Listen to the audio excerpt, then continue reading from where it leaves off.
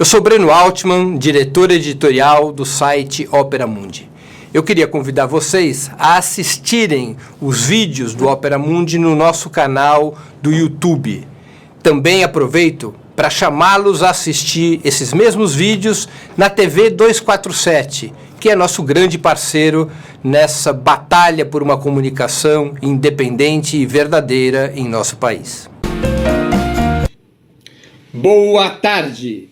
Está começando mais uma edição do programa 20 Minutos. O tema de hoje: resposta econômica de Bolsonaro ameaça o país. Vocês estão acompanhando, todo mundo em quarentena, aqueles que podem, evidentemente, as últimas medidas do governo Bolsonaro. Não bastasse o governo Bolsonaro não ter qualquer plano decente para enfrentar o coronavírus, deixando o país esfrangalhado, além de criar uma enorme anarquia institucional, com governos estaduais e prefeituras tomando medidas diante da absoluta incompetência e paralisia do governo federal. Não bastasse isso, a paralisia em relação à formulação de uma estratégia para enfrentar o coronavírus, o governo Bolsonaro, do ponto de vista econômico, defendendo os interesses dos grandes capitalistas, tem apresentado medidas que são um verdadeiro ataque ao povo brasileiro, que são uma vergonha, que são um atentado, um crime contra a nação. Vou aqui comentar especificamente duas medidas fundamentais. Aquele corpo de medidas tomado pelo Banco Central e anunciado por Roberto Campos, o presidente da instituição, na manhã dessa segunda-feira, e a medida provisória que o Bolsonaro apresentou ontem à noite e hoje já revogou parcialmente naquilo que se trata da suspensão, da possibilidade de suspensão por 4 meses dos salários. Esses dois corpos de medidas, essas duas iniciativas do governo Bolsonaro, são uma prova escancarada de que esse governo está empurrando o povo brasileiro, especialmente os mais pobres, para uma situação jamais vista na nossa história, para uma situação de miséria, de desemprego, de fome no país. Ao invés de fazer como várias outras nações estão fazendo, que é garantir as condições financeiras para que a classe trabalhadora possa se recolher em quarentena e ser preservada do coronavírus, ao invés de garantir salários, de garantir emprego, de sustar o pagamento das contas e serviços, ao invés de criar um colchão que permita à classe trabalhadora e ao conjunto do povo suportar as próximas semanas, os próximos meses, quando ocorrerá o auge da luta contra o coronavírus, ao invés de tomar providências deste tipo, o que faz o governo Bolsonaro é colocar dinheiro fundamentalmente no bolso dos bancos. O Banco Central liberou cerca de 70 bilhões de dólares para os bancos. Esse dinheiro vai para o sistema financeiro sem qualquer obrigação de contrapartida. Os bancos não são obrigados a financiar os micro e pequenos empresários, os bancos não são obrigados a garantir uma política de sustentabilidade do emprego, os bancos não são obrigados a colocar recursos em programas emergenciais para combater a fome ou para combater o desabastecimento. Não, os bancos podem fazer o que quiserem com esses 70 bilhões liberados pelo Banco Central. O que farão os bancos? Os bancos utilizarão esses recursos para aplicá-los no próprio mercado financeiro, através de fundos que adquiram ativos da Bolsa de Valores, por exemplo, que estão muito desvalorizados em função da crise, ou os bancos emprestarão dinheiro para aquelas grandes empresas com as quais esses bancos têm mais confiança de colocar crédito, ao invés de colocar esses recursos em pequenas, microempresas que evidentemente estão muito abaladas pela crise. Simplesmente o governo Bolsonaro decidiu mais recursos no sistema sem qualquer contrapartida. E, em compensação, na medida provisória original, antes das mudanças que Bolsonaro fez pela pressão que ocorreu, na medida provisória original, Bolsonaro tratava de impor um duríssimo golpe à classe trabalhadora, permitia a suspensão por 4 meses dos contratos de trabalho sem pagamento de salários, além de eliminar uma série de direitos e uma série de benefícios historicamente conquistados pela classe trabalhadora e que estão inscritos na nossa CLT, na Consolidação das Leis do Trabalho e em outras leis brasileiras.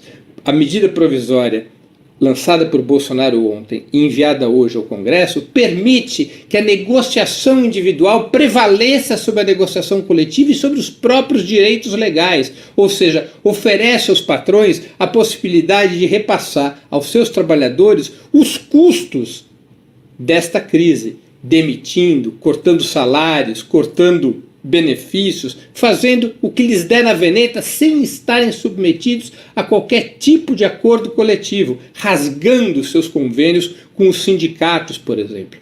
O governo Bolsonaro, ao invés de criar um colchão que permita aos trabalhadores brasileiros, especialmente as camadas populares, aos mais pobres, atravessar esse deserto, atravessar esse percurso da luta contra o coronavírus, o que o governo Bolsonaro faz é engordar os gordos, é engordar os porcos, é dar dinheiro para os bancos, é dar liberdade de ação total para as grandes corporações, tudo ao reverso do que vem ocorrendo em outros países. Vamos pegar 2 exemplos bastante distantes. A Inglaterra, do conservador Boris Johnson, garantiu o pagamento pelo Estado de 80% dos salários de todos os ingleses, de tal maneira que os ingleses possam estar em quarentena nos próximos 30, 60, 90 dias, recebendo seus salários, com um desconto desse salário de 20%, afinal de contas as pessoas vão ficar em casa, seus custos tendem a cair, mas garantindo que as pessoas tenham recursos para continuar pagando suas contas de luz,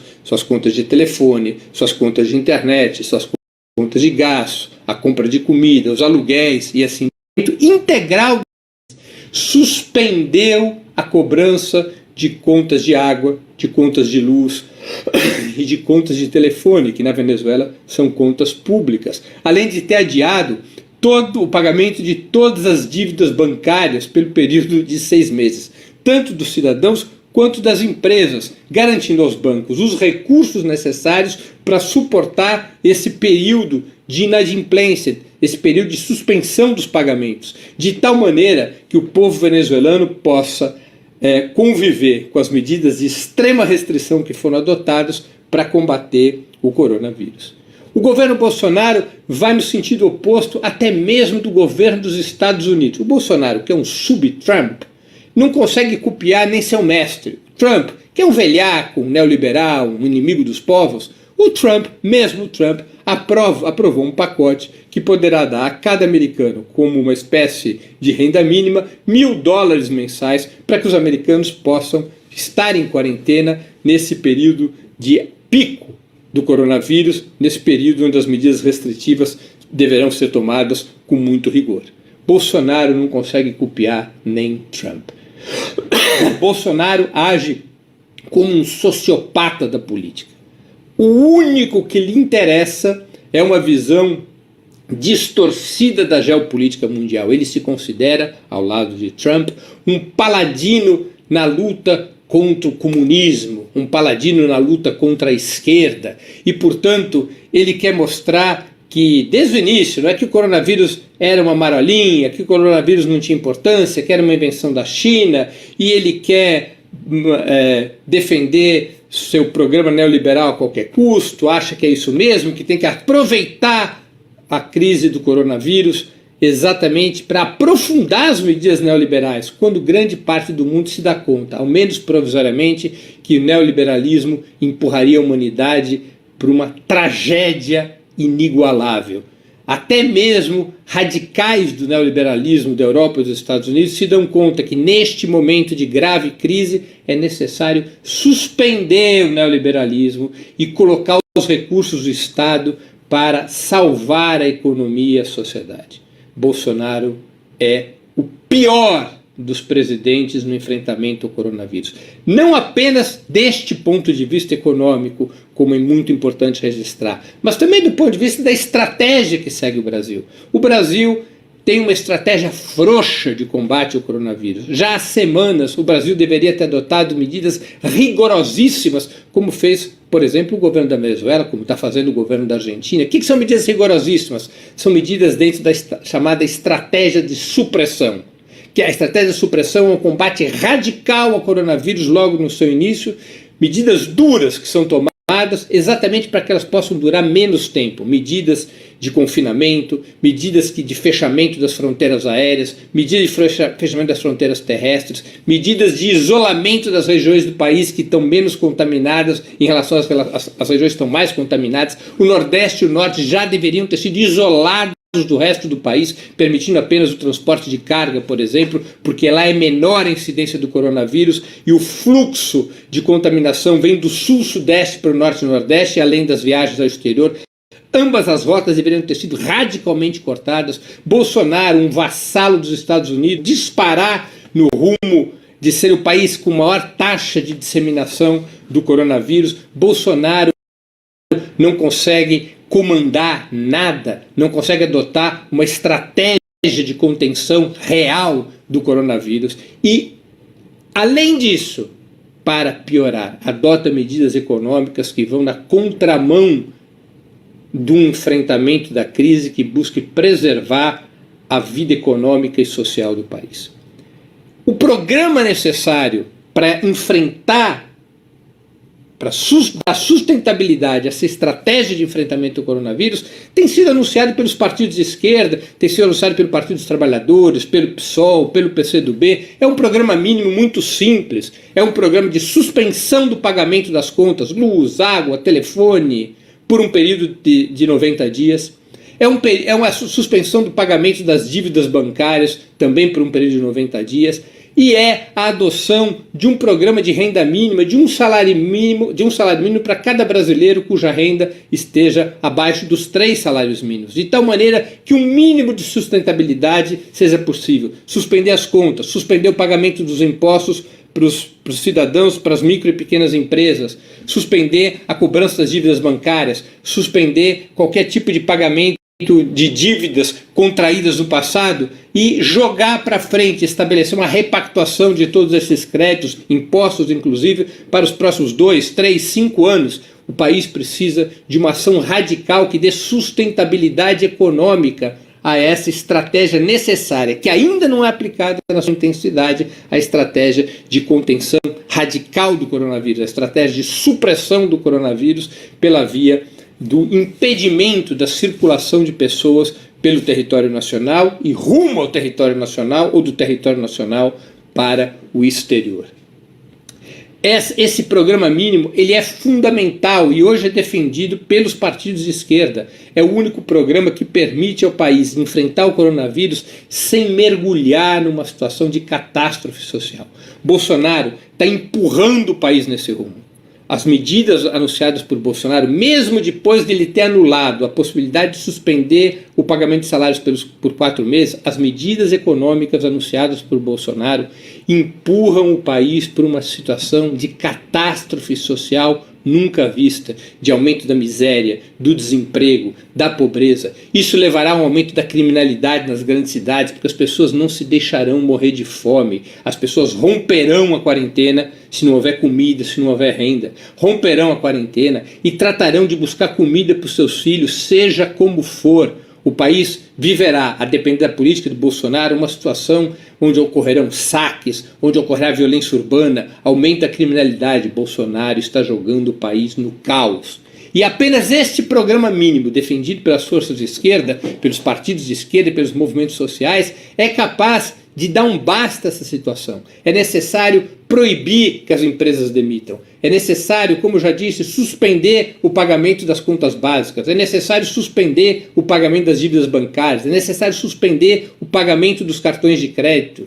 É necessário suspender o pagamento de impostos para os cidadãos de renda mais baixa e para as micro e pequenas empresas. É necessário criar um fôlego financeiro e, para isso, é necessário que o Estado aporte todos os seus recursos creditícios, todos os seus recursos financeiros, incluindo as reservas internacionais, se necessário emitindo dinheiro para que haja crédito, haja recursos financeiros suficientes para garantir um programa desse tipo. É uma batalha de vida ou morte da nação e neste momento é conduzida por um sociopata político, econômico, social, por um criminoso como Jair Bolsonaro, que vai empurrando o país para o precipício com a cumplicidade de setores expressivos da elite brasileira e dos partidos da direita tradicional, que hoje tentam posar de bonzinhos, que hoje tentam fazer uma crítica aqui, outra crítica acolá, que tentam